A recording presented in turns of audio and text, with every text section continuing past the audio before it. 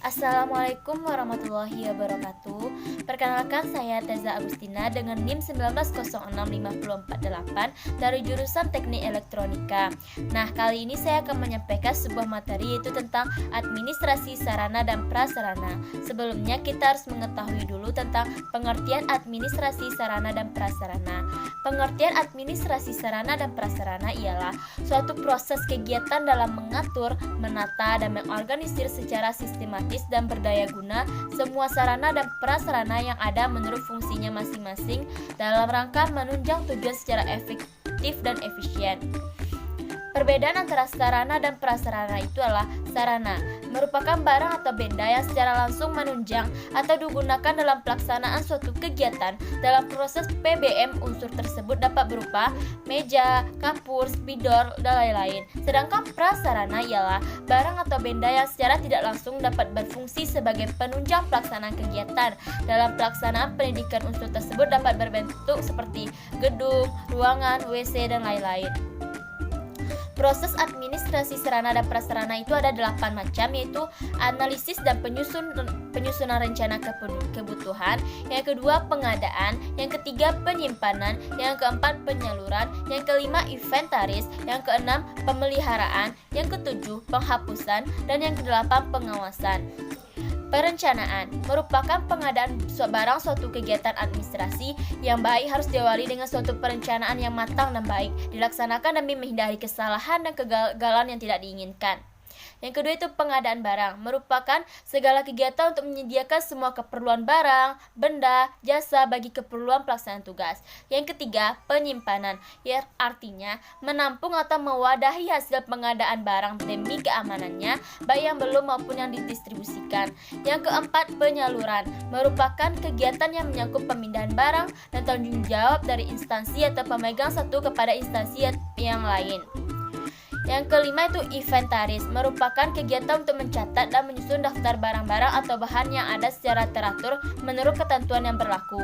Yang keenam, pemeliharaan, merupakan kegiatan penjagaan atau pencegahan dari kerusakan suatu barang sehingga barang tersebut selalu dalam kondisi baik dan siap pakai. Selanjutnya, penghapusan, merupakan suatu proses kegiatan yang bertujuan untuk mengeluarkan atau menghilangkan barang-barang milik negara dari daftar inventaris negara berdasarkan peraturan perundang-undangan yang berlaku.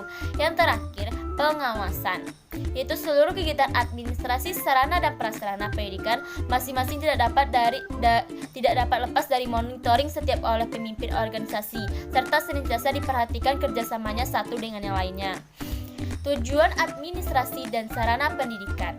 Pada dasarnya, administrasi sarana dan prasarana pendidikan memiliki tujuan sebagai berikut.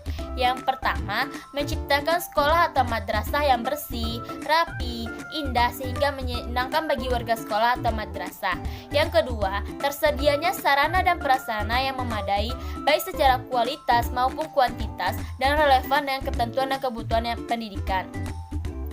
Adapun prinsip-prinsip dari administrasi sarana dan prasarana, itu menurut Hans Peirce, prinsip dasar dalam administrasi sarana dan prasarana sebagai berikut. Yang pertama, lahan bangunan dan perlengkapan perabot sekolah harus sesuai menggambarkan cita dan citra masyarakat seperti halnya dinyatakan dalam filsafat dan tujuan pendidikan. Yang kedua, perencanaan lahan bangunan dan perlengkapan perabot sekolah hendaknya merupakan pancaran keinginan bersama dan dengan pertimbangan suatu tim ahli yang cukup cakap yang ada di masyarakat. Yang ketiga, lahan bangunan dan perlengkapan sekolah hendaknya disesuaikan memadai bagi kepentingan anak-anak didik demi terbentuknya karakter mereka. Selanjutnya itu lahan bangunan dan perlengkapan perabot sekolah ala-alatnya hendaknya disesuaikan dengan pendidikan yang bersumber dari kepentingan keutamaan bagi anak-anak, murid, dan guru-guru.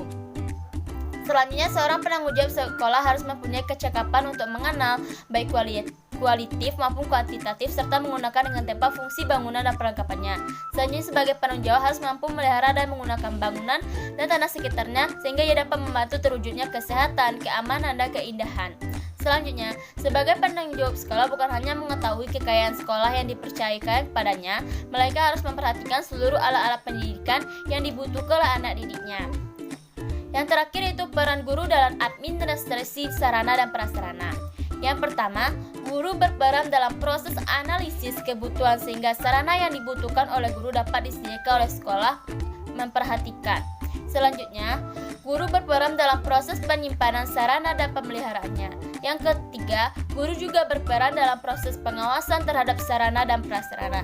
Yang terakhir, guru juga berperan dalam proses pemeliharaan sarana dan prasarana. Sekian dari presentasi tentang administrasi sarana dan prasarana. Assalamualaikum warahmatullahi wabarakatuh.